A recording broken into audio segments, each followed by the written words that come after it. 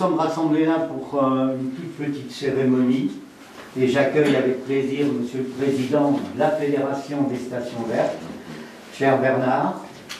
Je me souviens d'ailleurs à ce propos qu'il y a très longtemps, c'était à une autre époque, bon, tu étais je crois encore maire d'Anneau. Ouais.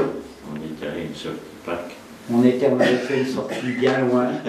Et ouais, tu m'avais dit à l'époque, tu m'avais dit à l'époque, les stations vertes, ça ne t'intéresse pas.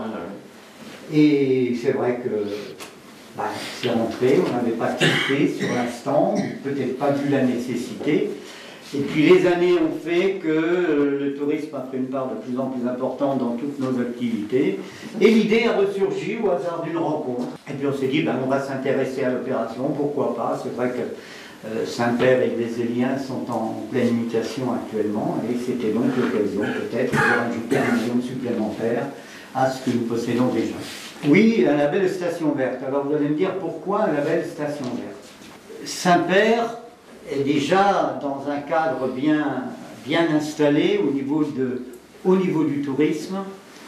Je vous rappelle un milieu attractif. Nous sommes dans un grand site de Vézelay, une protection d'UNESCO, les chemins de Saint-Jacques, et puis dans un parc naturel régional, qui est un gage de qualité. Et puis nous avons nous-mêmes, bien sûr sur la commune, un patrimoine assez exceptionnel, mis en valeur encore plus récemment avec tout ce qui a été fait autour du site des Fontaines Salées, du musée de site en particulier, qui a une très bonne audience. Et donc tout ça fait que nous sommes vraiment un village qui se tourne de plus en plus vers le tourisme.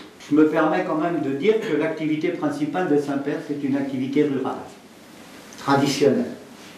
Que cette activité rurale, comme dans malheureusement beaucoup de villages, elle s'est vue un petit peu, non pas inexistante, c'est pas vrai, parce que tout l'ensemble reste, l'économie rurale reste, mais en nombre d'habitants et en nombre d'exploitants, la force n'est plus à la ruralité.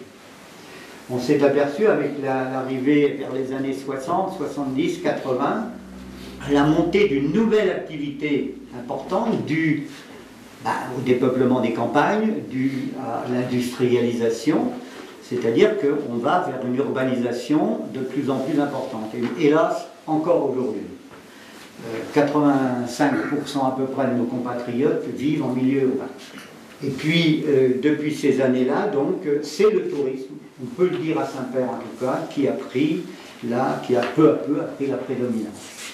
Les activités se multiplient, la demande est de plus en plus importante. Alors ça correspond effectivement à un besoin maintenant de partage de l'espace entre le milieu urbain et le milieu rural. Bon, c'est un débat qu'on connaît bien au niveau d'un certain niveau. On en parle souvent au titre du parc, au niveau de la communauté de communes. Comment faire pour accueillir de mieux en mieux et le mieux possible nos compatriotes. Alors pourquoi les stations vertes?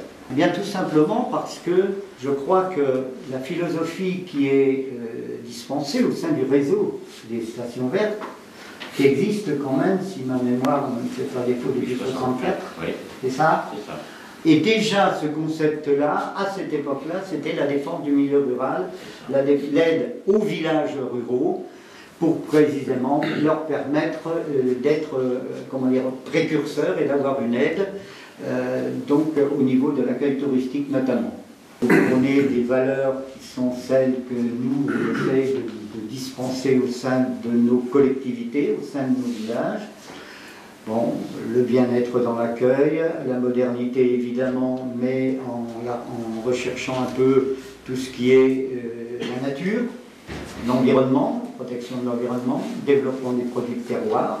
Saint-Père peut aussi se prévaloir d'avoir sur son territoire beaucoup de secteurs qui sont dans le cadre d'un esprit durable, notamment avec beaucoup de production bio ou apparentée. Et puis, je pense que c'est un label qui, à travers son réseau, va aider tous ceux qui dépendent et qui vivent du tourisme. C'est-à-dire les gîtes, les chambres d'hôtes, les hôtels, les restaurants, les activités de plein air.